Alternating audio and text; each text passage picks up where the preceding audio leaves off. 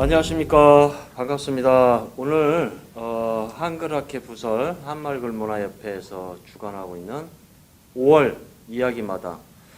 오늘 주제는 요즘 새 정부 들어서 논란이 굉장히 많이 있죠.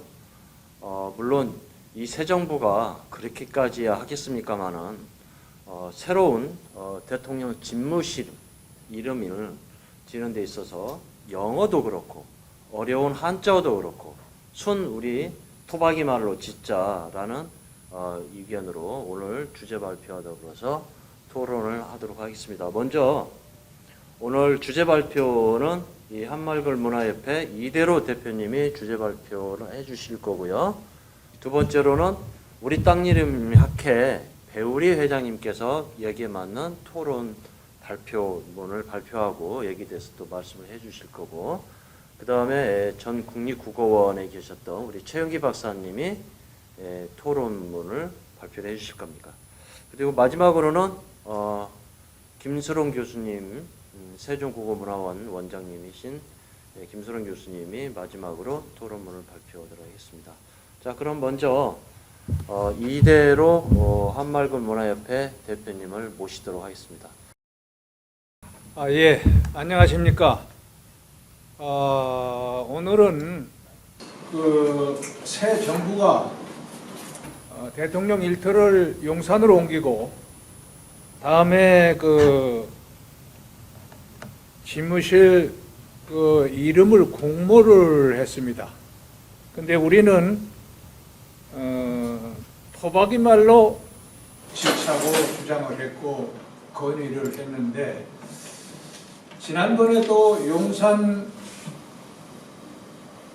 문호구 대통령 일터로 옮기면은 청와대가 비게야 되는데, 청와대를 어떻게 활용하면 좋을까 우리가 이야기마당을 하고 대통령직 인수위원회에 건의도 한 일이 있습니다.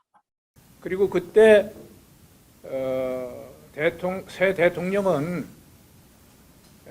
세종대왕이 태어나신 날 영릉의 숙모제전 그리고 한글날, 국경이 되는 한글날에는 대통령이 꼭 참석했으면 좋겠다 하는 건의를 한 일이 있는데, 어제 일부러 여주의 영릉에 가봤습니다. 그런데 대통령도 안 오고 문체부 장관도 안 오고 정말 실망스럽고 국민의 소리를 귀담아 듣고 또 국민의 뜻을 모시겠다고 하더니 우리 한글학회와 한글단체, 우리 조선어학회를 시작으로 100년 전부터 일제 때부터 우리 한글을 갈고 닦고 광복뒤에 우리나라가 우리 말글로 교과서도 만들고 교육할 수 있는 토대를 마련했습니다. 어떻게 보면은 대한민국이 우리 한글 단체, 한글을 사랑하는 국민들 뜻에 따라서 한글을 이용해서 그 바탕에서 이 나라가 발전을 했는데, 박정희 대통령은요 1967, 8년도에 국어운동 대학생에서 한글을 사랑하고 살려서 나라를 빛냅시다 하고 건의를 하고 주장한 것을 박 대통령이 듣고 그 정책을 시행했어요. 그 바탕에서 이 나라가 일어났습니다. 그런데 그동안에 김영삼 대통령 때부터 영릉 숙모제전에도 참여하지 않고 한글과 우리말을 천대하고 한자 조기교육, 영어 조기교육 하면서 살아나던 우리 말과 우리 어리 죽어가고 나라가 일어나던 기운이 사라졌어요.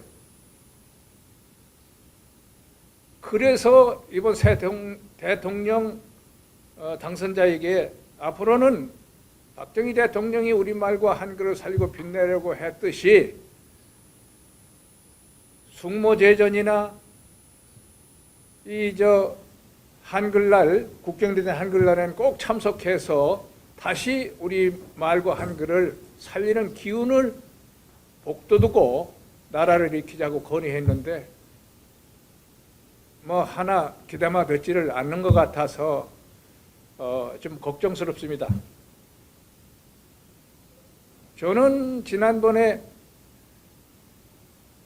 윤석열 대통령 당선인 신분으로 아산 현충사 그 숙모제전에 가본 것을 보고, 그리고 어제는 또 시장에 가서 시민들을 만나고 떡볶이도 샀다고 하고 그러길래 그저께 어제 영릉 숙모제전에 혹시나 오실까 하고 가봤는데 안 왔어요. 그런데 새 문화재청장이 와서 우리 한글 단체나 국민들 이야기를 들어서 앞으로 세종대왕 정신을 살리고 빛내는 일에 같이 힘쓰겠다, 그런 서로 약속을 하고 다짐을 해서 기분이 그래도 풀렸습니다. 네, 앞으로 오늘 이야기마당, 또 우리 한글 단체 옛날 조선학교부터 100년이 넘은 우리 단체에서 하는 이야기를 한 단체 이야기로 생각하지 말고 한글을 사랑하는 수천만 우리 국민의 뜻입니다. 정책에 반영해 주길 바라면서 이제 용산으로 옮긴 대통령 일터 이름을 어떻게 지으면 좋을까, 이 문제를 가지고 이야기를 해보겠습니다. 오늘 이야기마당은 새 대통령 일터 이름은 우리 토박이 말로 지자, 그 이야기를 하려고 합니다. 어제 보니까 이름을 공모를 했는데 16,000명이 응모를 했고 민자를 들어간 이름이 가장 많다고 그래요. 이게 그 서울방송 SBS 방송에 나온 걸 떴는데 백성을 사랑한다고 하는 애민관, 또 이 백성의 소리를 듣는다고는 청민관, 뭐 이런 민자가 들어간 게 많다고 그래요. 그런데 이번에 우리는 이 서양의 그 대통령 집무실 이런 데를 보면은 미국은 건물 색깔을 중심으로 백악관, 또 영국은 주소, 그래서 다우닝가 10번지, 또 프랑스는 인근 도로명을 따서 이렇게 특별한 뜻이 없이 지었다고 합니다. 그러나 우리는 이번에 특별히 나라를 어떤 일으키자는 뜻을 담은 우리 토박이 말로 그렇게 지키를 바라고, 그렇게 해서 다시 한번 세종 정신과 나라 기운을 살려서 나라를 빛내주기를 바랍니다. 그런데 우리나라는요, 삼국시대부터 우리 글자가 없어서 중국 한자를 써서 그런지 이름을 짓거나 말을 만들면은 꼭 한자는 한자말로 만들어야 되는 것으로 알고 있습니다. 특히 이 통일신라 때, 경덕왕 때 중국 한문과 문화에 푹 빠져가지고 완전히 중국 문화에 속고 어느 사대주의가 뿌리내렸는데, 그 하나 증거로 이 앞에 전주 역전 앞에 가면은 전주라는 이름이 정해진 그 내력을 쓴 빗돌이 있습니다. 거기에 보면은 원래 백제 시대는 완산이라고 했는데 경덕왕 16년에 757년에 전주라고 지었다, 이렇게 됐는데, 그때 경덕왕 때 전라도나 경상도 특히에는 중국 이름하고 똑같은 이름이 많고요. 땅 이름이고 뭐고 많이, 그뿐이 아니라 정부 직제, 직책, 사람 이름, 요즘까지 쓰는 그 세 글자로 된, 말하자면 김묘신, 김춘추, 이런 이름이 다 이게 중국식입니다. 그 전에는 고구려를 보면은 연개소문, 을지문덕 이런 식으로 꼭 중국식 이름이 아니고 한자를 쓰더라도 우리식으로 이름을 지었는데 이 통일신라 때부터 완전히 언어사대주의, 한자 한문으로 이름도 짓고 이런 것이 내려가지고 아직도 그런 흐름이 많습니다. 그런데 이번에 우리말로 대통령 일터 이름을 지으면서 우리말, 우리 이름, 세종대왕이 우리 글자를 만들었듯이 그런 계기를 꼭 만들어야 됩니다. 그렇지 않으면은 지금도 우리 뜻대로 정치도 못하고 강대국에 끌려다니잖아요. 이거 언제까지 우리가 이렇게 살아야 됩니까? 이건 절대로 계속해서는 안 될 일이고 우리 세대 우리말로 이름도 짓고 우리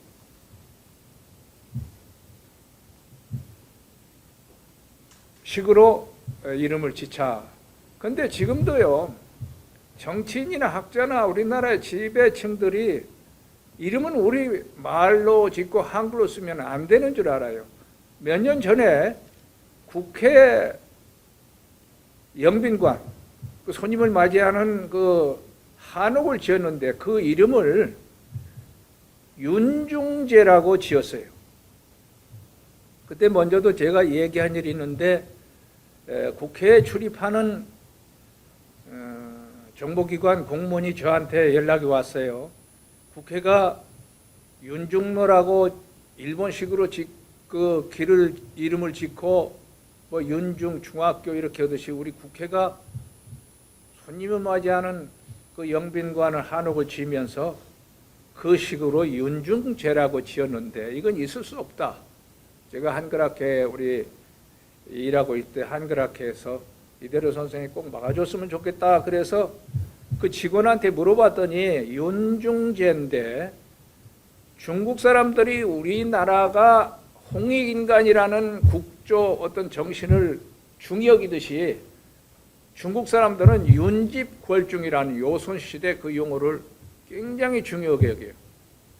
자금성에 가면은 똑같이 이렇게 윤집궐중이라는 이런 그 방이 그걸 만들어져 있어요. 그런데 이건 오른쪽에 제가 중국 월수에 대해 한국어를 가르치러 갔을 때 대운흥에서 이걸 찍은 거예요. 근데 국회에서 여기서 이름도 윤자하고 중자를 따가지고서 그렇게 지었다고 아주 자랑스럽게 얘기를 하더라고요. 이건 정말 창피한 일이고 그때 마침 이거에 대해서 제가 알고 있었는데 그래서 그 얘기를 해서 우리 그 사랑제라고 직회된 이야기가 있는데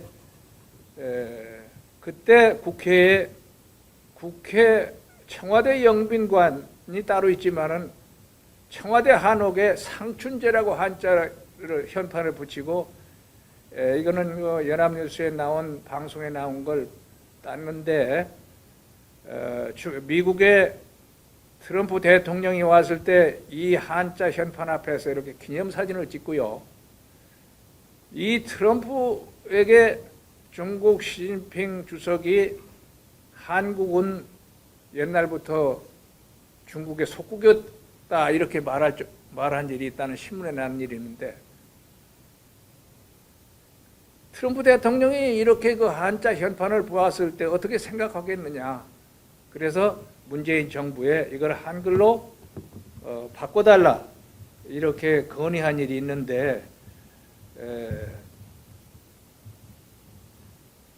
그 국회에 그 이름을 어떻게 그렇게 지었느냐 물으니까 노노의 요임금이 순임금에게 천하를 부촉하면서 이렇게 인심요이라는 도심요미라는 거기에 따서 윤직골중이라는 말을 쓴 일이 있는데 이 말이 참 좋아서 거기서 글자를 한자씩 따서 이름을 지었다는 거예요.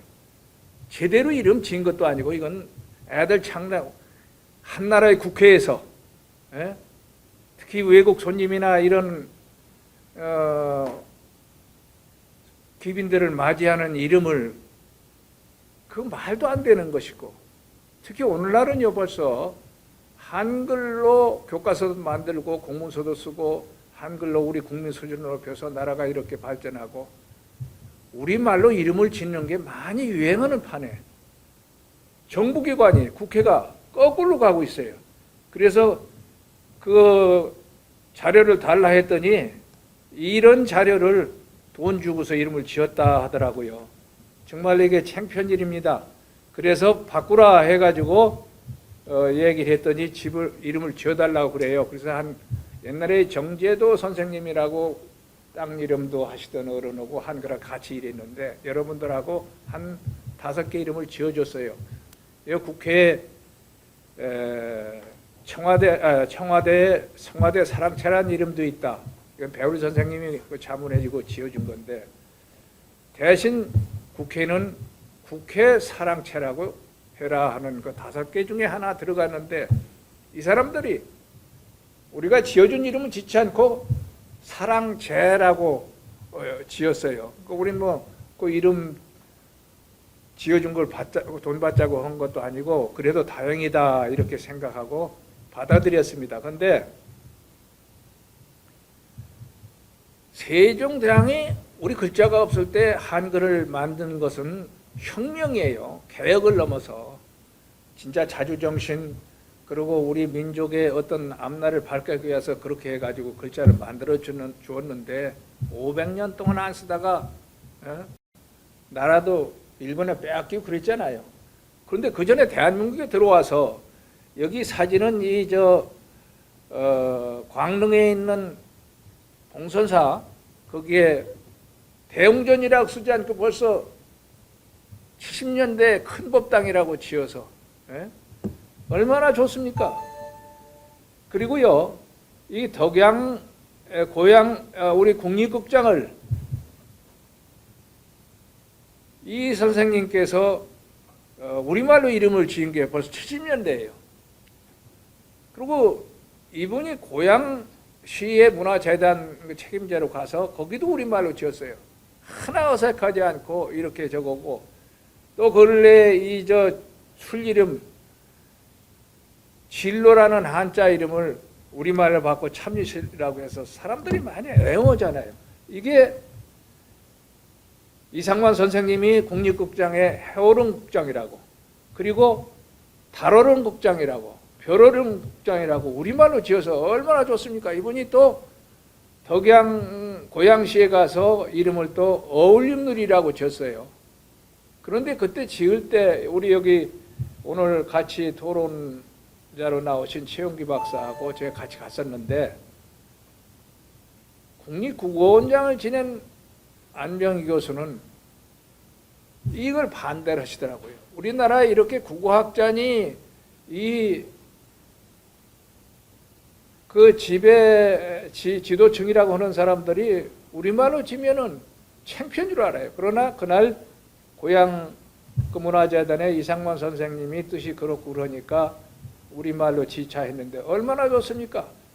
그분이요 또 어울림 극장이라고 하고 그 안에 또 다른 극장은 별모래 극장이라고 했어요.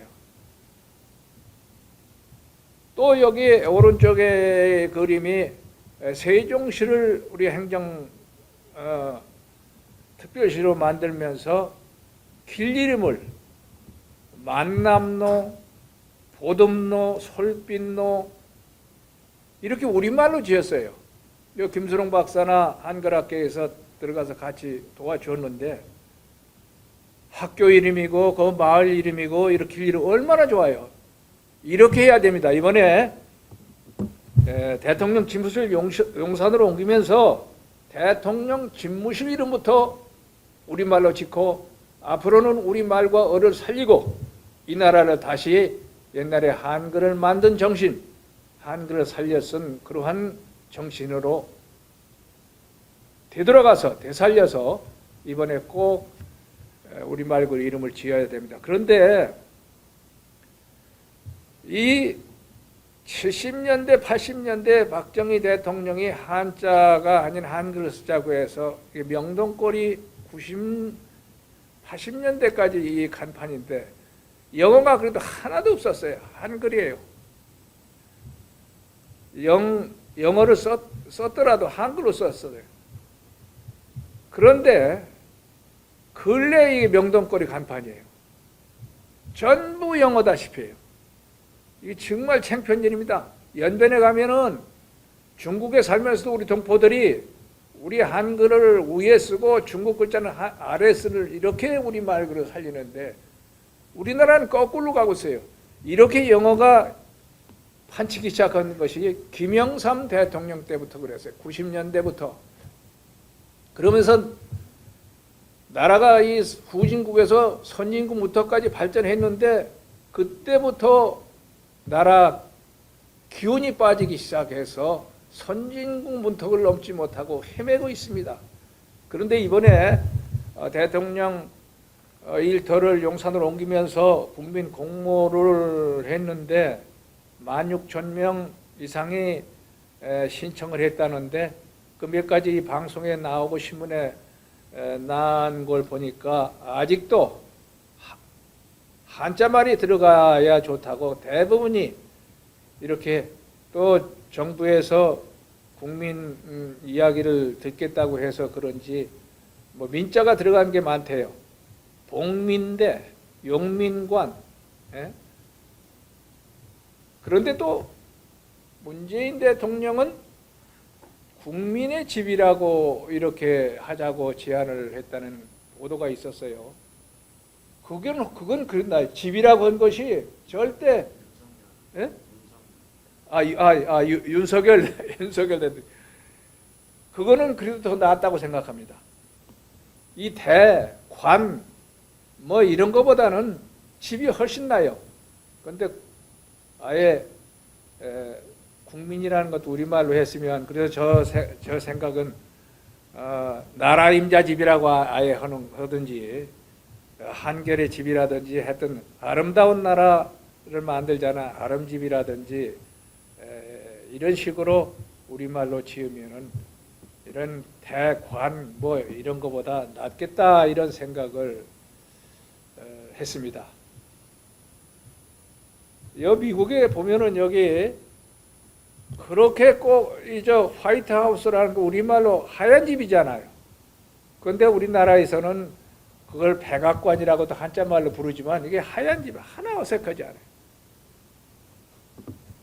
그래서 이번에 우리도 우리 토박이 말로 했던 어떤 이름 많이 토박이 말을 응모한 분도 많이 있을 거예요. 어떤 이름인지 이거는 제가 그냥 한번 지어본 건데 예를 들면 이렇게 새로운 대통령 일터에 뭐 나라임자지 뭐 이렇게 지코 우리말과 한글을 빛낼 기회를 만들자.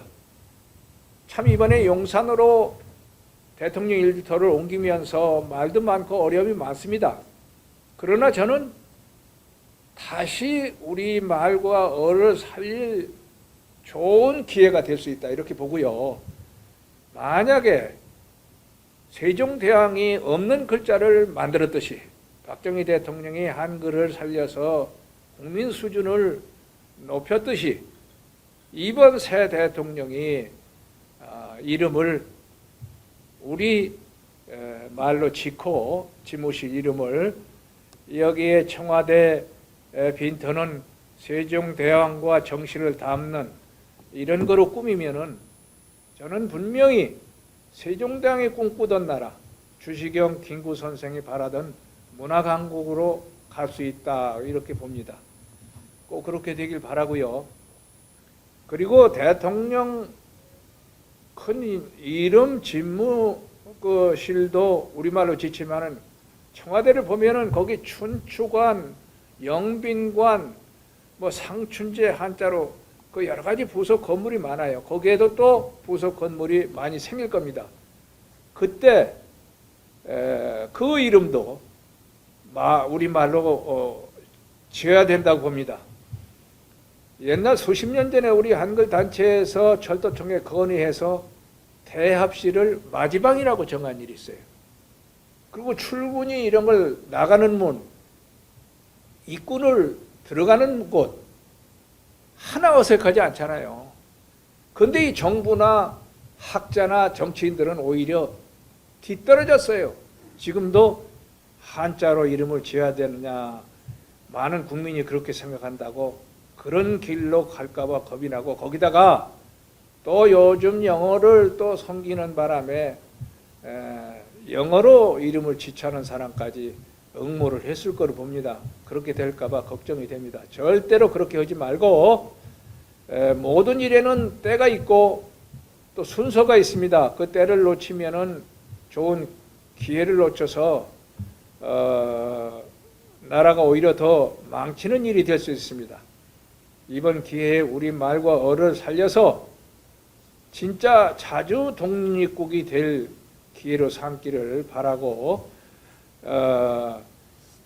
이번에 그렇게 되면은 진짜 중진국을 넘어서서 선진국 문턱을 넘지 못했는데 국민들에게 기운, 자신감과 자긍심을 심어주고 우리 말 글로 정신력이 강한 나라를 만들면은 자주 독립국이 될 수 있고 선진국으로 될 좋은 기회라고 봅니다. 다시 한번 박정희 전 대통령은 우리 한글학회, 한글단체 국민의 소리를 듣고 한글을 살리고 세종 정신을, 학교마다 그때 동상을 세우고, 이 덕숭이나 나라 안에도 또 동상을 세웠지만은 그때 한글 사랑, 나라 사랑이라는 구호를 학교에 써붙이고 우리 쉬운 말로, 한자 말이 아닌 우리 말로 잘 살아보자 하고 국민과 정부가 한 마음이 돼서 나라를 일으킨 일이 있습니다.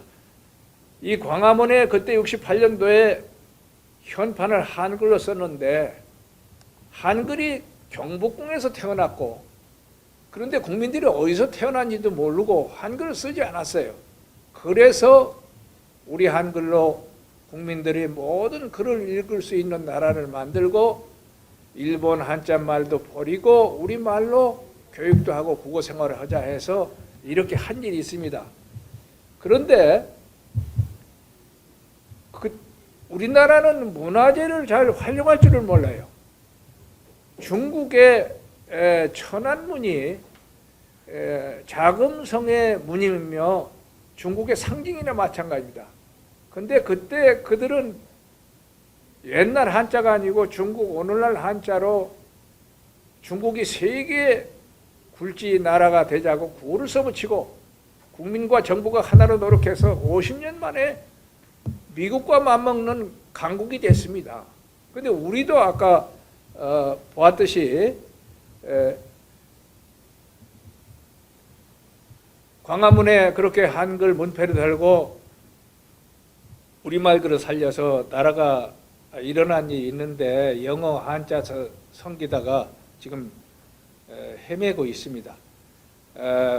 우리가 강대국에 수천 년 동안 짓밟히고 지금도 우리 뜻대로 정치도 못하고 통일도 못하고 있습니다. 정신력은요, 우리 말글이 살 때 일어나는 것이고, 베트남이 무력이 강한 미국과 싸워서 이긴 건 국민 정신력이었습니다.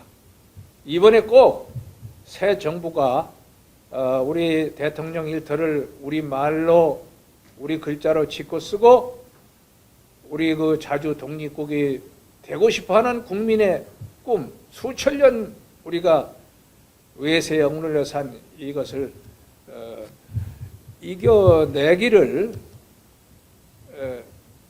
바라고요. 뒤가 안 나오네. 끝이야? 또 있는.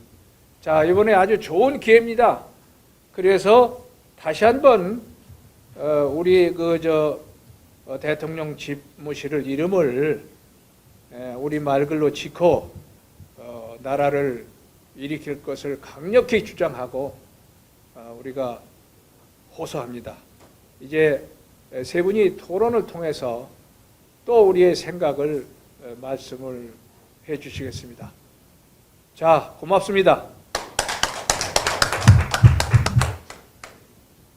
네, 이대로 대표님의 주제 발표를 마치고요. 그 다음에는 배우리 우리 땅 이름 학회 회장님 모시고 용산 진무지 이름 우리말로 해야 된다라는 토론 발표를 해 주시겠습니다.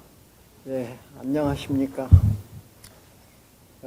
저는 땅 이름을 연구하는 사람 중에 한 사람이고, 특히 사라져간 우리 땅 이름 이것을 찾는데 더욱더 노력을 기울이고 있는 사람입니다.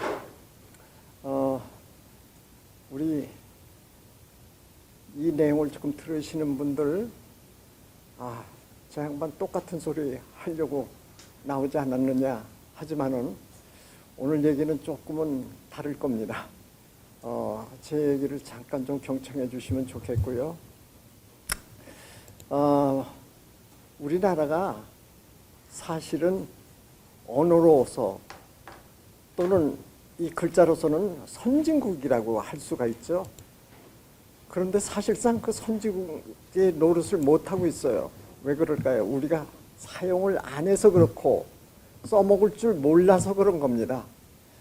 근데 이번에 마침 대통령이 종로 쪽에 그 청와대에서 이제 용산 쪽으로 그 터를 옮기면서 용산이라고 하는 이름이 번쩍 뜨기 시작을 했고, 지금은 아주 상당한 그 이름 가치만 보고도 놀랄 정도로 올라가 있습니다. 그러니까 제가 용산에 사는데 사람들이 그래요. 그 이름 가치만 봐도 거긴 땅값이 올라갈 것 같다고, 참 좋은 데 사십니다 이렇게 얘기를 합니다. 사실은 저는 그것보다 관심 있는 것은 이 집무실을 옮기는 문제에 끝나지 않고 우선 이름 문제에서 우리가 좀 신경을 써줬으면 좋겠어요. 지금 우리말 이름으로 해야 된다는 그런 내용으로 제가 발표를 하고 있지 않습니까? 이겁니다. 바로 다른 건 아니고 우리가 한자를 쓸 필요가 없잖아요. 그래서 대통령이 일단 그쪽으로 옮겨오게 되면요, 우리는 굉장히 이 공간적 개념의 이름으로 그냥 깔아서 이름을 많이 쓸 겁니다. 예. 지금 보시게 되면은 요렇게 우리 이름들이 요거 어떻게 될까요? 예, 한번 보여주시죠. 이렇게 되면은 파워포인트가 주결을 하니까. 그때 보내셨잖아요. 지금 파워포인트 띄워놓은 예. 게 없습니다. 아니 있어요. 됐어요. 그래서 이번에 그 응모된 그 이름들을 관심을 안 가질 수가 없어서 조금 전에 그 이대로 대표님이 말씀하신 것처럼 응모 그 성향을 지금 봤더니 이건 너무 놀랄만한 이런 게, 오늘 내가 처음 한 사실도 많은데요, 거의 다 한자 일색인 거예요. 그래서 그렇게 해서는 되겠느냐 이런 생각을 해보는데, 왜 그러냐 하면은 요거 한번 다음을 한번 볼까요? 요걸 어떻게 넘기죠? 네. 여기를 보다시피 여기에 집착을 하는 거예요. 우선 저 윤 대통령이 보나마나 국민을 생각하고 뭐 교례를 생각하고 하니까 국민자를 생각해가지고 국자나 이 민자가 많이 들어가지 않을까 이런 생각을 했는데, 그 응모된 작품들을 보니까 말씀하신 대로 그렇게 국자, 민자 이런 게 많고, 특히 국민자가 들어간 게 그렇게 많이 들어왔다고 저는 얘기를 들었거든요. 그래서 뭐 국민관이니 뭐 국민각이니 뭐 국민의 집이니 이렇게 하자는 얘기들이, 그러한 그 응모 작품들이 상당히 많은 양을 차지하고 있다는 거예요. 또 하나 놀란 거 있어요. 이 아래쪽에 보면은 피플 하우스라고 있죠. 바로 이겁니다. 이거에 제가 놀란 겁니다. 아니 이렇게 영어시까지 생각을 해가지고서 저런 이름까지 응모를 했다는 사람은 도대체 어느 나라 사람입니까? 그 도대체 이해가 안 가는 거죠. 피플을 뭐고 하우스를 뭡니까? 꼭 이렇게 해야 되는지 놀랄 만한 거고요. 또 하나는 이제 공간적 개념을 이제 넣기 위해서 이제 용산자가 많이 들어갔다는 거예요. 그래서 뭐 용산의 집, 용산제, 용산관도 들어갔다는 얘기를 들었는데 꼭 그 용산이라는 이름을 그렇게 우리가 집착을 해야 될 필요가 있을까요?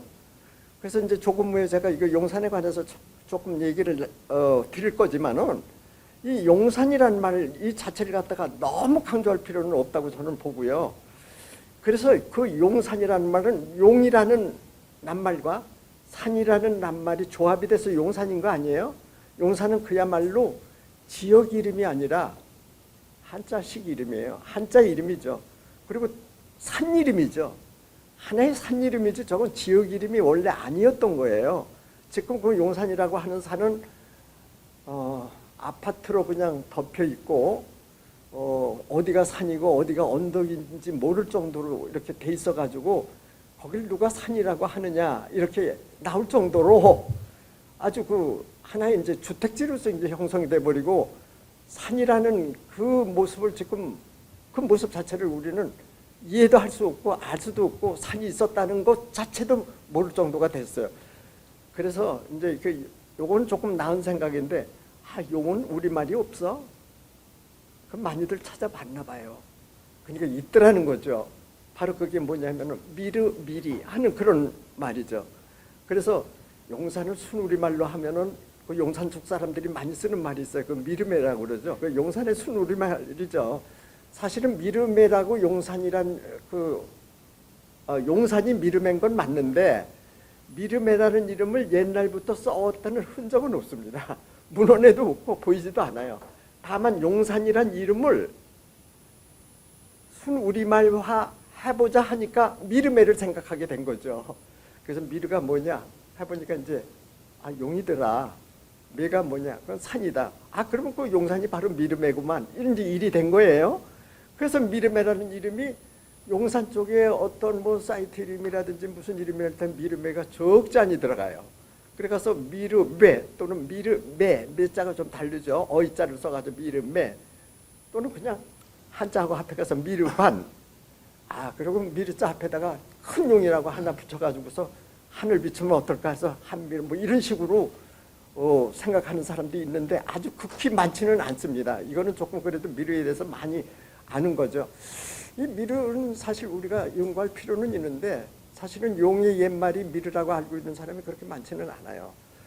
우리 그 처갓집이 사는 동네가 미리네라고 하는 동네인데 그 미리네라고 하는 데가 지금 안성 땅이에요. 거기가 지금 안성 땅이 그 양성면에 있는데 그 내 이름이 미르네입니다.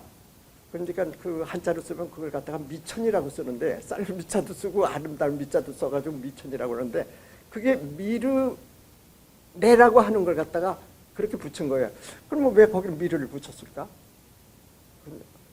붙일만 한 거예요. 왜냐면은 그 내가 산골짜기를 따라서 꿈틀꿈틀 흘러오는 게 거기서만 끝나는 게 아니라 들까지 나오면서도 그냥 꿈틀꿈틀 내려간다는 거죠.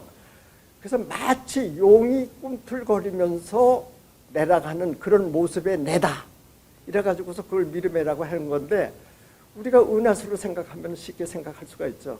그래서 우리가 보통 얘기할 때 미리네 이 말은 은하수의 우리 옛말 또는 은하수의 순우리말 그렇게들 많이들 알고 있죠. 그래서 이 미르자가 조금 들어온다는 것 자체는 저는 나쁘지 않다고는 보거든요. 근데 사람들이 조금은 좀 우리말을 낮추고는 그런 경향이 있어서 이것이 될 확률이 그렇게 많지는 않다고 보거든요. 왜냐하면 지도층에서 위에 있는 사람들이 아니야 이건 조금 너무 낮아 보여. 조금 근사한 거 없어. 그 근사한 걸 생각하다 보니까 그 한자 이름 같은 거 또 뭐 영어까지도 생각을 하게 되는 모양이에요. 그래서 우리 그 미르메가 있는 산이 진짜 그 용산이라는 산이 어디 있는지 아니면 바로 제가 사는 용산 원효로거든요. 그 제가 용산 성당을 다니는데 그 용산 성당이 있는 그 언덕 이름이 용산이에요. 그 옛날부터 그렇게 불러왔어요. 그러나 미르메라고 거기 또 토박이 어른도 그렇게 부른 일은 없다고 얘기들을 합니다. 그러니까 그게 이제 용의 모습의 줄기가 그리 지나간다고 해서 그게 이제 용산이 된 것 같은데, 그게 한강 쪽에 와가지고는 용이 물을 먹는 모습의 산이다, 언덕이다 그래가지고 용산이라는 이름이 거기서부터 출발을 한 거예요. 그런데 그 뒤에 가면서 이렇게 된 겁니다. 원래 용산이 있던 전에는 용산구 전체를 보면 서북 쪽에 해당합니다. 북서쪽에, 마포 쪽에 가까운 거예요. 거기가 용산이죠. 지금 동그라미 조금 두르고 있는 부분이 원래가 용산이에요, 저기야. 그 용산이, 그 산이 지금 아파트로 덮여 있어가지고 산이 어딘지 잘 모를 정도가, 한강딸이나 이런 데서 보면은 거기가 언덕임을 분명히 볼 수가 있고, 그 용산의 마지막 쪽에 가서 용머리 모양으로 수군 모습이 분명히 나타납니다. 지도에 보면은 거기를 갖다가 용두라고 표기를 하는데, 이게 용머리로 표기됐던 것을 갖다가 한자를 바꾼 거예요. 그게 용두인 거죠. 근데 그게 이제 내가 그게 이제 만초천이라는 내인데, 지금 저 전전상가가 있는데 그 내예요. 그걸 건너서 용산 이름이 건너뛰었어요. 그게 왜 그럴까? 이제 한번 보게 되면요. 그거 이전에 이제 잠깐 이렇게 보시면 쭉 그 우베코가 줄기가 오른쪽에 보면은 이렇게 파란 그 녹색이 쭉 그어져 있죠. 이것이 바로 용산의 지맥이거든요. 저게 이제 그 풍수적으로 얘기하면 우베코에 해당하는 겁니다. 그 우베코의 마지막 부분을 갖다가 확대해서 제가 왼쪽에 놓았는데, 이 부분을 보면은 용산이 분명히 표시가 돼 있어요. 여기가 바로 용머리 부분이죠. 그게 우베코 줄기 끝이 바로 용산인데, 이게 엉뚱하게도 어떻게 됐습니까? 지금은 이제 딴 데로 가버렸는데, 그 지금 얘기했던 우베코의 끝 모습입니다. 이 모습이 지금 저 위쪽으로 그 아파트가 들어서고 있는 그 끝부분인데, 그쪽으로 요 왼쪽에 그 머리맡을 싹 돌아가면 마포가 되는 거죠. 그 이쪽으로 가면 용산구의 청암동, 산천동이 되는 그 부분이거든요. 그래서 저도 그 미륵에 관해서 이제 관심이 있어가지고 이제 그쪽을 많이 찾아봤죠. 그때 이제 그 훈봉사회, 그 아주 그 우리말 연구하는데, 우리 땅 이름 연구하는데 참 좋은 자료예요. 이 고서에 보면은 미르룡 이렇게 나와 있단 말이에요, 이게요. 그리고 잘 아는 그 저기 석봉 그 임자문에 보면은 거기에도 보면은 똑같이 미르룡이에요, 미르룡. 그러니까 용룡이 아니에요. 그냥 미르룡이에요. 또 하나 이제 그 훈봉장에 이제 상본에 보면은 미르진 나오거든요. 이 진짜가 그 용이라는 진짜잖아요. 저게 용하고 관계가 되는 저 진짜입니다. 그 진짜를 갖다가 미르라고 표기를 했단 말이죠. 그리고 이제 그 뒤에 그냥 문헌들을 보면은 동방병 용위 미리 이렇게 되어 있단 말이에요. 제일 뒤에 보면은 미리라고 되어 있죠. 이게 이제 미르, 미리, 순 우리말을 갖다가 한자로 음차를 한 겁니다. 그러니까 이것을 갖다가 우리말로 이렇게 해석을 하면, 우리의 동쪽 지방말로는 용을 미리라 한다, 분명히 이렇게 적혀 있기 때문에 용이 미리인 거는 맞게 되는 거죠. 그래서 제가 용산에 살기 때문에 연구를 하는 사람들을 데리고 제가 용산 산마루에 올라온 거예요. 지금 제 모습이 보이고 있죠? 그 모습에서 제가 바로 여기가 용산이라는 산의 정상입니다라는 얘기를 제가 잠깐 설명을 드린 겁니다. 다음에 보면은 거기에서 내려다보는 그 아래 경치가 너무너무 아름다운 거예요. 그래서 거기서 바라보는 경치 8가지를 갖다가 옛날 사람들이 뽑았어요. 그걸 갖다가 뭐라 그러면 용산 팔경 이렇게도 한 거거든요. 지금은 국방부토로 둔지산 쪽이 이제 용산으로 이렇게 알려져 있지만 사실은 여기가 용산이 아닌 겁니다. 그러면 용산의 원래 그 부분과 둔지산의 부분을 한번 맥을 가지고서 한번 보시죠.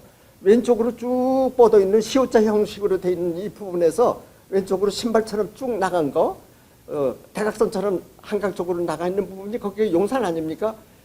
이 남산이 그 위에 있는데요. 남산은 지금 안 보이고 있습니다. 저 꼭대기에 있습니다. 거기서부터 오른쪽으로 흘러내려가서 둔지산까지 흘러내려오고 있어요. 이거는 용산의 지맥이긴 하지만은 용산에서 갈려져 나가는 우베코의 가지 지맥입니다. 그러니까 우베코의 줄기는 아닌 거죠. 그러니까 둔지산과 용산의 그 땅줄기는 확실히 구분이 된다는 것을 알 수가 있는 겁니다. 다시 한번 보시면은 지도를 보면 확실히 알 수가 있죠. 지금 가운데에 보면 커다랗게 터가 하나 잡혀 있는데 여기가 지금 미군 기지가 들어선 부분이에요. 아무도 지금 들어갈 수가 없는 부분이에요. 이 부분에서 지금 우리는 10분의 1 정도만 지금 들어갈 수 있어요. 여기는 10분의 9 정도는 근접도 못하는 지역이에요. 아직도 미군이 땅을 안 내주고 있어요. 여기가 뉴스에 보니까 기름투성이의 땅인데 저기를 반환을 받는다 하더라도 그 기름 때문에 아마 몇십 년 이내는 뭐가 못 들어간다, 공원이 못 들어선다 얘기들을 많이 하고 있잖아요. 저 용산이라는 서북 쪽의 산과 둔지산이라고 하는 남쪽의 산은 완전히 구분되는 것이고, 지금 대통령이 오신다고 하는 그 국방부터는 둔지산하고 같이 있습니다. 따라서 대통령이 있는 쪽에 그 산을 가지고 많은 사람들이 용산으로 인식하고 있는 것은 이건 큰 문제가 되죠. 이것은 우리가 바로 이 시점부터 알아야 되는 거예요. 웃기는 일이 한 번 있었습니다. 한 번은 국방부에서 거기다가 건물을 하나 짓느라고 그 둔지산의 끝자락을 갖다가 깎아냈답니다. 근데 그게 일반인들도 아니고 누가 글을 올렸는데 이런 글을 올렸습니다. 자, 저 용산의 용머리를 저렇게 깎아내리니 용산의 풍수는 다 됐구만. 이렇게 얘기를 했다는 거예요. 그리고 그걸 또 글로 썼어요. 이래서 용산이 쇠퇴하게 되면 안 된다. 거기다 건물 짓지 말고 그 용머리를 깎으면 안 된다. 이랬다는 거죠. 거기가 무슨 용머리며 거기가 무슨 용산입니까? 학자들조차 아직도 거기를 용산으로 알고 있다는 거죠. 왜 그렇을까요? 그것은 일본인들의 영향이 큰 겁니다. 조금 전에 얘기했듯이 용산이라는 건 거기가 아니기 때문에 용산 성당이 있는 쪽에서 그 산 위에서 바라본 8가지 경치가 그렇게 유명했기 때문에 용산 팔경이 나오지 않습니까? 용산 팔경은 그 꼭대기에서 바라보이는 게 지금 그 미군 기지가 있는 쪽까지도 바라보이거든요. 그쪽으로 내려다보면 그걸 넘어가면 바로 동작기범이라고 해서 동작동이 보여요. 이렇게 돼요. 거기에서 보이는 이런 8가지 경치가 용산 팔경으로 나옵니다. 그러면 용산 팔경이 어디서 보는 경치입니까? 용산이라는 산에서 보는 경치예요. 그 용산이라는 산이 어디 있느냐? 조금 전에도 얘기했듯이 부용산, 말하자면 지금의 원효로 쪽하고 마포구의 도화동 쪽에 걸쳐 있는 그 언덕이 그게 바로 용산인 겁니다. 이걸 좀 확실하게 알아야 되는 거거든요. 다음에 한번 보죠. 그 용산 쪽에서 내려다보는 8가지 경치를 이제 이렇게 해서 보면은 저쪽에 가운데 있는 건물 쪽으로 거기 사남투 성당이 있습니다. 그게 사촌 모경이라고 해서 용산 팔경이 하나로 들어가는 거거든요. 그러니까 용산이 어디인가를 확실하게 우리가 알 수 있는 부분이 되겠어요. 자, 이제 이런 말 때문에 그렇습니다. 용산이 신용산이라는 이름으로 어딘가 정해져 버리고 마는 겁니다. 그게 뭐냐면은 용산역 때문에 그랬습니다. 왜 그러냐면 일본인들은 군수 물자를 실어 나르기 위해서 경부선이죠. 그 부산 쪽에서부터 서울 쪽으로 오는데 한강대교를 건너면서부터 거기에 군부대가 근처에 있으니까 거기서 무기를 풀어야 돼요. 그래서 무기를 풀기 위해서 거기다 역을 하나 만든 건데 이게 민간이 타고 내리라고 하는 역이 아니에요. 용산역은 원래 그런 목적으로 만들어진 게 아니에요. 군 무기를 실어와가지고 풀라고 하는 거예요. 여기서 풀어진 무기들은 다 어디로 갔겠습니까? 지금 미국 기지가 있는 그 일본군 기지로 옮겨지는 겁니다. 그러니까 용산역이 만들어져요. 자, 용산역이 만들어지면 어떻게 됩니까? 이제 용산이라는 이름이 용산역 근처로 알아져 버리는 거예요. 더구나 용산역이 향해 있는 부분이 북쪽이 아니라 남쪽인 거예요. 그럼 어떻게 되죠? 용산역 남쪽이 상권이 형성이 되는 거죠. 북쪽은 이제 막혀 있는 부분이니까 거기 상권이 형성될 리가 없죠. 그러니까 제가 살고 있는 쪽에 구용산 쪽은 용산이라는 이름으로 부르는 사람이 없는 거죠. 그래서 신용산이라는 이름이 되면서 신용산이 용산으로 새로 바뀌어 버리는 거죠. 이러면서 용산이 차츰차츰 남쪽으로 이사를 가버린 거죠. 그래서 그쪽으로 가면 지금 국방부에 보면 이런 일제시대의 건물이 아직도 이렇게 남아있는 거예요. 여기 그 일제강점기 이 터거든요. 그러면서 여기 이름을 갖다가 뭐라고 하면 일본군 용산기지, 용산군기지, 용산보병대, 용산 뭐뭐, 용산 뭐뭐 하면서 용산자가 그냥 가득하게 건물 이름들이 들어서요. 이 군기지에. 그러면서 사람들이 어떻게 느껴집니까? 그 군기지에 있는 곳이 완전히 용산이 돼버리는 거죠. 용산이 아닌 곳이 용산이 돼버리는 겁니다.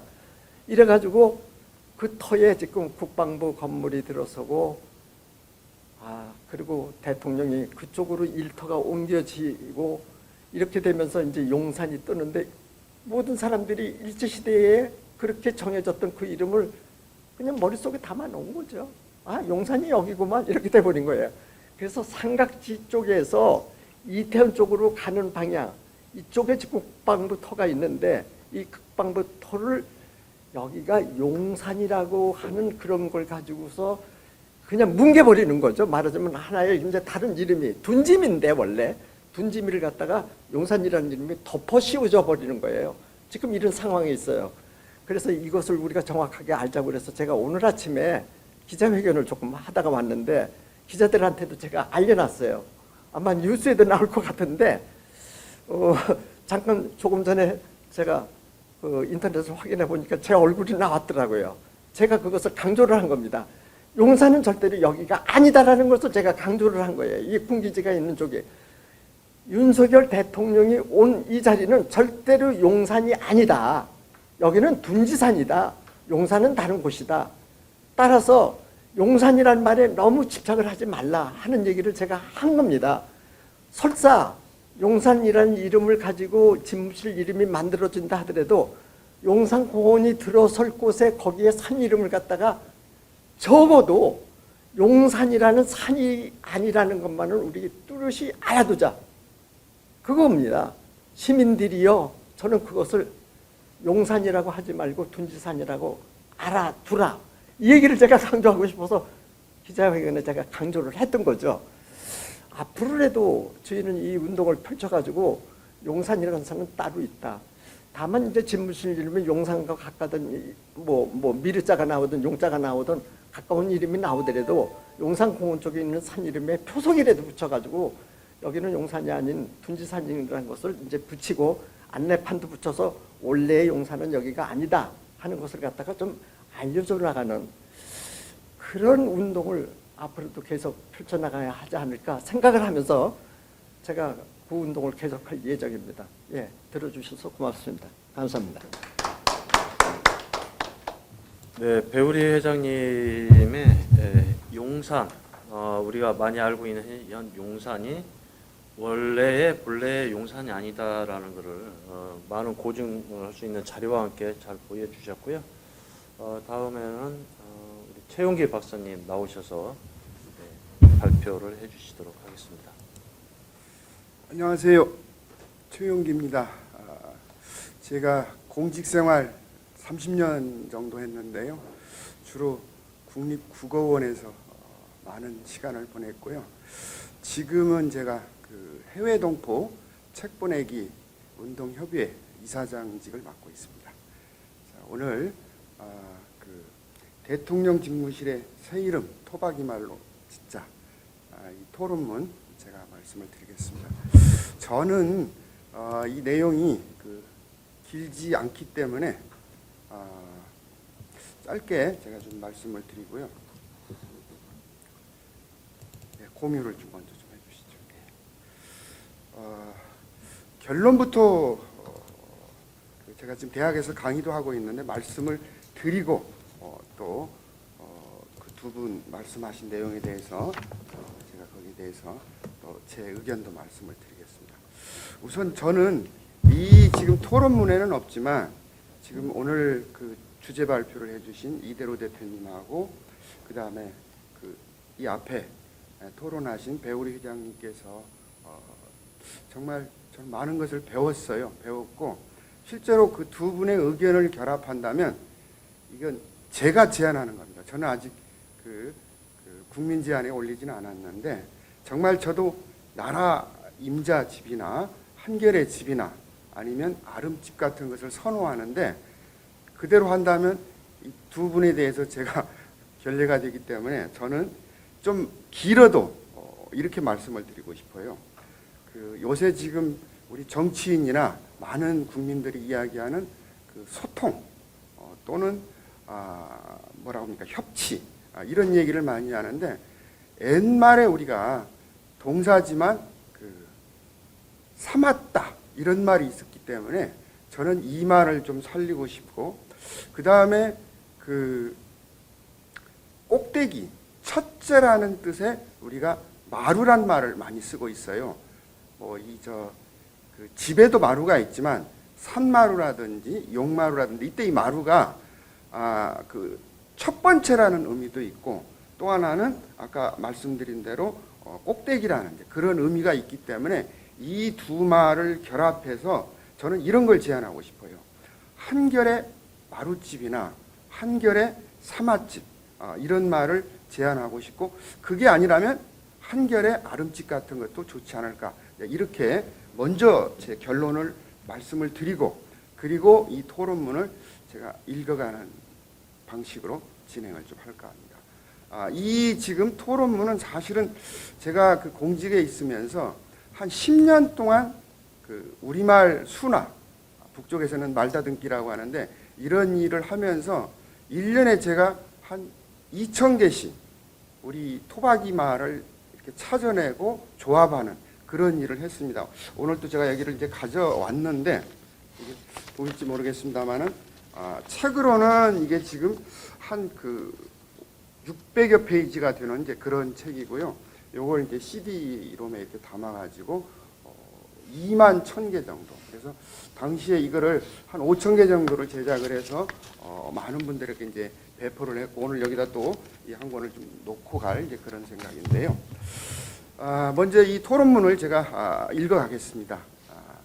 한말그사랑 이야기마당 5월의 주제 대통령 집무실의 이름을 토박이 말로 짓자라는 주장은 매우 반갑고 기쁘기만 합니다. 사실은요, 이거는 지난달 그 윤석열 대통령이 그 외신 기자하고 인터뷰를 한 때 그때 이제 이 이름이 처음 나왔는데 그때 외신 기자들은 이제 그 피플하우스라는 말, 피플하우스가 뭐냐? 아까 이제 배우리 선생님도 그거 지적을 해주셨었는데 그래서 이제 이거를 어떤 기자는 이게 그냥 뭐 국민의 집이다 뭐 이런 식으로 하다 보니까 많은 사람들이 이제 거기에 대해서 국민의 집을 올린 사람도 있고 국민관을 올린 사람도 있고 또는 이제 용산이라는 것 때문에 이제 미르 때문에 이제 뭐 용민관이란 이제 이런 이름을 쓰기도 하는데 사실은 이게 잘못됐다라는 이제 이름을 제가 오늘 여기 토론문에서 지금 담고 있습니다. 그래서 특별히 오늘 좋은 주제 발표를 해주신 이대로 대표님께 감사드리고 또 앞에 또 토론을 해주신 이제 배우리 회장님께도 감사드립니다. 저는 이 주제를 바탕으로 해서 토박이말 이름 짓기 원칙과 방향 7가지 또 그 토박이말 이름의 미래 요 5가지 요것을 말씀을 드리려고 합니다. 앞으로 이 대통령 그 직무실의 새 이름을 심사하시는 분들이 이 원칙을 좀 잘 지켜서 심사를 해주기를 바랍니다. 첫 번째 토박이말 이름 짓기 원칙과 방향입니다. 이 뭐 당연한 이야기지만 이 가장 평범하고 큰 원칙을 모르고 있는 거죠. 국민 제안을 하신 분들도 이런 것을 알고 있다면 그렇게 제안하지는 않았으리라고 보는데 첫째는 알기 쉽고 기억하기 쉽게 지어달라는 겁니다. 이름이 외우기 쉽다라는 것은 외우려고 애쓰지 않아도 된다는 것이고 이름이 쓰기 쉽다는 것은 누구나 한 번에 알 수 있다라는 거죠.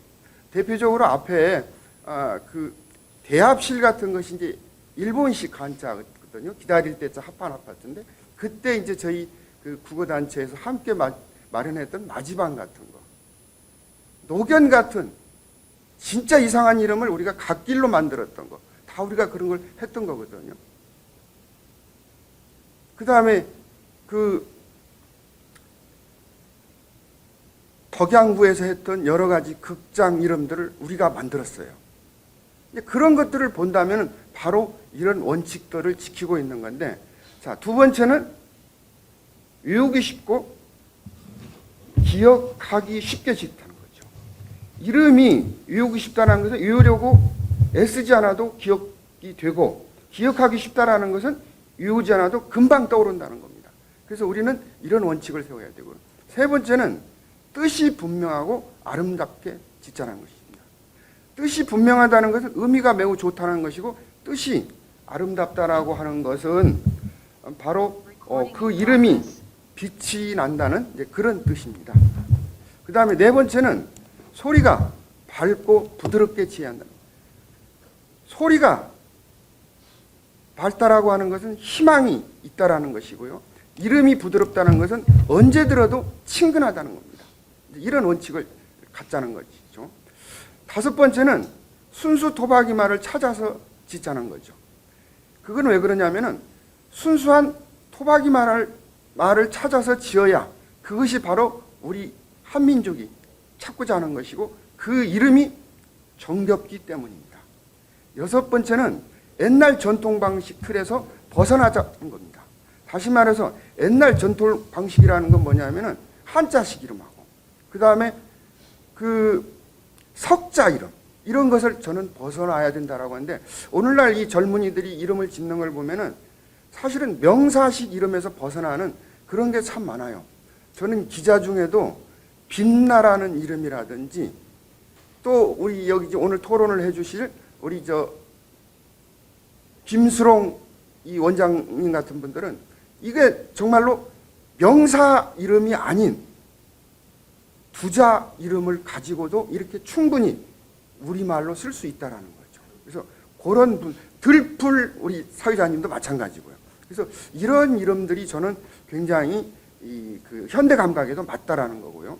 그 다음에 여러 뜻을 모아서 짧게 짓자라는 거죠. 너무 이제 긴 것도 문제가 있지만 어쨌든 저는 여러 뜻을 모아서 한 음절로 여기에 그 의미를 담는다는 거, 이를 조합한다는 거, 이런 것들이 바람직하지 않았나. 이런 원칙을 가지고 저는 국어순화 운동을 10년 이상을 제가 했던 겁니다. 그래서 그런 것들이 있다라는 걸 말씀을 드리고요. 두 번째는 바람직한 토박이 말의 그 미래 방향입니다.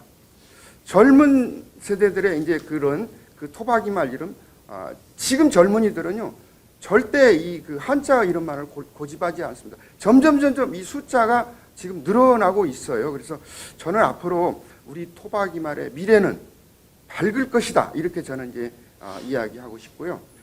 토박이 말로 지어야 의미 전달이 쉽다라는 겁니다. 그래서 토박이 말 이름이 의미 전달이 용이하고 쉽게 기억이 된다는 거고요. 그 앞에서도 얘기했지만 전통적인 방식 여기에 얽매이지 말고 다양하게 이름을 짓자라는 이제 그런 또 제안을 하고 싶고요. 한자 이름에 대한 인식 전환이 필요하다는 겁니다. 그래서 토박이 말을 우리가 사용해야 우리 말의 미래도 밝아지고 우리 말이 또 발전할 수 있다라는 거죠. 앞에서 우리 이대로 대표님은 그 본관 이름에도 이런 얘기를 했지만은 이거에 따른 다른 부속실 이름 이런 것들도 저는 이 토박이 말 고유어 이름을 사용하기를 권장합니다. 그 다음에 지금 그 배우리 회장님께서도 말씀해 주시지만 그 땅 이름 발굴 이거 우리가 노력해야 돼요. 또 새로운 의미를 우리가 담아야 됩니다.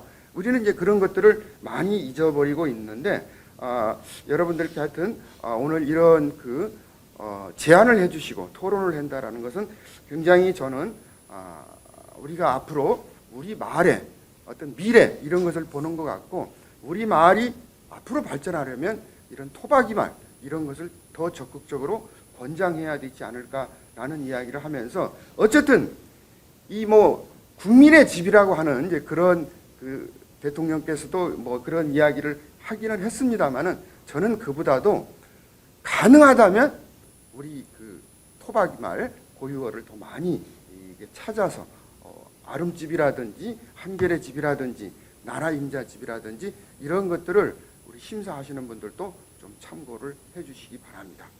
마지막으로 오늘 좋은 발표를 해주신 그 이대로 대표님하고 이런 이야기 마당을 또 열어주신 한글학회 김주원 회장님께도 감사의 말씀드리고 앞에 또 토론을 해주신 배우리 회장님께도 감사의 말씀을 드립니다. 이상으로 제 토론을 마치겠습니다. 고맙습니다. 예, 반갑습니다. 세종국어문화원의 원장으로 일하고 있는 김수롱입니다. 한글학회 이사로도 활동하고 있고요. 오늘 뜻깊은 발표 토론에 참여하게 돼서 매우 기쁩니다. 사실 어제 5월 15일 날 그 청와대 새 이름, 대통령 집무실 새 이름 마감을 했습니다. 그래서 우리 토론회가 조금 더 일찍 됐다고 한다면 우리 국민 여러분들께서 공모할 때 많이 도움 줬을 거라는 생각이 드는데요. 그렇지만 이제 뭐 공모 끝났으니까 이제는 뭐 심사를 할 텐데, 심사하는 분들이 오늘 이 방송을, 이 토론회를 유튜브로 방송이 됐죠. 그걸 보시고 심사에 참고를 하셨으면 좋겠습니다. 왜 토박이말로 해야 되고 또 어떻게 이름을 지어야 되고 어떤 지역적 특성 이런 것들은 세 분께서 충분히 말씀하셨는데 거기서 좀 부족한 점이라든가 좀 약간 다른 생각 갖고 있는 그런 것들을 통해서 보완하도록 하겠습니다. 제가 토박이말로 지어야 한다고 주장하는 거는 뭐 지영기 선생님 말씀하신 거랑 똑같은데 다 한 가지 더 추가해야 될 게 있습니다. 그게 뭐냐면 만약에 이 한자어를 넣어서 짓게 되면 보나마나 이 무지한 기자들이 그걸 한자로 표기할 겁니다. 지금도 말이죠. 그 한겨레 신문하고 경향신문을 제외하고 거의 모든 신문이 대통령 이름조차 한자로 표기하고 있습니다. 그러니까 윤석열 대통령 윤자를 한자로 적는 거죠. 이건 있을 수 없는 일입니다. 대한민국의 공용 문자로 대한민국의 그 대통령 이름을 적지 않는 이 대한민국의 자존감이자 대한민국의 브랜드이자 전 세계가 격찬하는 그런 한글을 쓰고 있는 우리가 한글로 대통령 이름을 적지 않는 나라, 이게 말이 안 되는 겁니다. 그래서 여러 신문, 얼마 전에도 한글보 여러 신문에 제가 항의도 하고 그랬는데, 만약에 이 집무실은 이제 한자어로 짓게 되면 보나마나 한자 적게 되니까 그걸 아예 막자는 겁니다. 바로 제가 철도대학교 1학년 때 순우리말 이름을 지은 맥락과 똑같은데요. 제 원래 이름이 용성입니다. 떴던 중형의 용자가 성리학의 성자인데요. 저는 그 이름 대단히 자랑스럽습니다. 할아버지께서 지어주셨고, 그래서 제가 그걸 김용성, 이게 한글로 적었거든요. 이게 내 이름이다라고 했는데 그걸 인정하지 않는 겁니다. 한자 써라. 안 쓰면 소리를 받아주지 않고. 만약에 그때 한자로 지었지만 그 한글로 표기한 이름을 인정하고 존중받았다면 제가 우리말 이름을 안 지었을지도 모릅니다.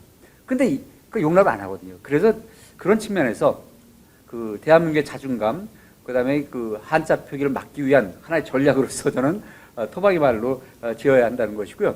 그리고 하나 더 추가할 게 있는데요. 아무래도 이제 우리나라 집무실 이름이 지어지면 전 세계에 많은 외국인 기자들이 이제 보도를 할 텐데 그런 측면에서 그 외국어 표기, 외국인들이 두루 적기 쉬운 그런 것도 고려하면 좋겠다는 생각이 듭니다. 자, 저는 그 정도로 이제 하는데요. 한 가지 더 여담을 더 말씀드리면, 이번 우리 새 이름 짓는 이런 것은 진짜 대한민국의 어떤 브랜드로서의 가치, 문화재로서의 가치, 국민과 더불어서 뭔가 소통하고자 하는 가치, 이런 것들을 부여하는 그런 대단히 중요한 이름 짓기가 될 것이고요. 정부에서 공모받은 거 심사할 때 이런 점을 고려해 주셨으면 합니다.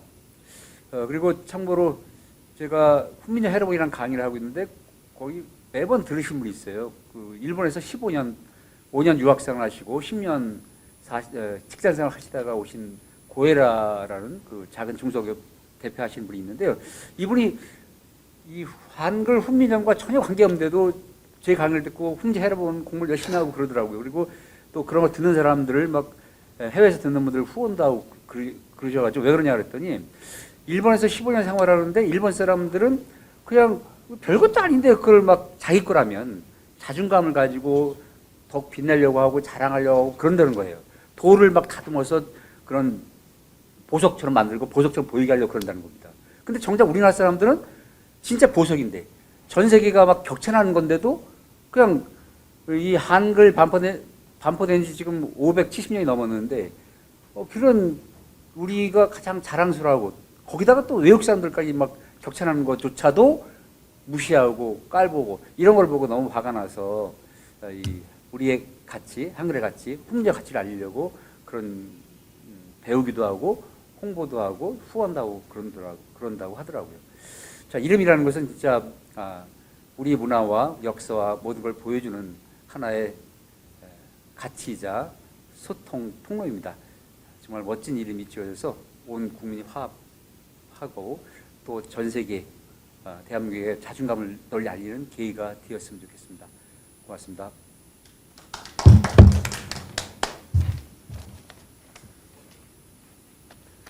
네, 세종국어문화원 김소론 교수님 토론까지 잘 마쳤습니다. 주제 발표부터 토론 내용까지 굉장히 중요한 말씀들을 해주셨고요. 근데 이제 중요한 거는 우리 말을 꼭 살려야 된다는 의미죠. 방금 8분 전에 방탄소년단, 영어로는 BTS가 무려 6년 동안 그 유명한 빌보드의 상을 또 받았습니다. 그리고 또 3관왕, 3개를 무려 받았습니다. 그래서 이 대한민국의 문화가 전 세계로 알려지면서 전 세계 젊은이들이 우리 한국어를 배우기 위해서 지금도 전 세계 곳곳에 하고 있는데, 과연 우리 새 정부는 어떻게 해야 될지 우리가 아주 참 잘 지켜봐야 될 거고요. 꼭 이번에 이 새 정부에서는 우리말을 통한 우리 한국의 가치를 더 높였으면 하는 바람입니다. 마지막으로 오늘 이 자리를 마련해 주신 한글학회 부설 한말군문협회 이대로 대표님 말씀을 듣고 끝내도록 하겠습니다. 네. 그 정부에서 이름은 다 어제까지 끝났습니다. 사실 오늘 우리가 이야기 마당을 연 것은 심사하는 분들이 오늘 이야기를 듣고 그걸 기준 삼아서 진짜 이게 나라 결의 우리말 살리고 어를 살릴 중요한 기회니까 잘 뽑아달라는 이야기고요. 오늘 세 분 토론자로 모신 세 분은 우리말 이름 지키 우리 새 낱말 만들기에 최고 권위자들입니다. 제 생각은 이분들이 이름을 심사를 하면 좋은 이름을 뽑을 거로 생각이 되는데 이 정부에 일하는 사람들이 그걸 알는지 모르겠습니다.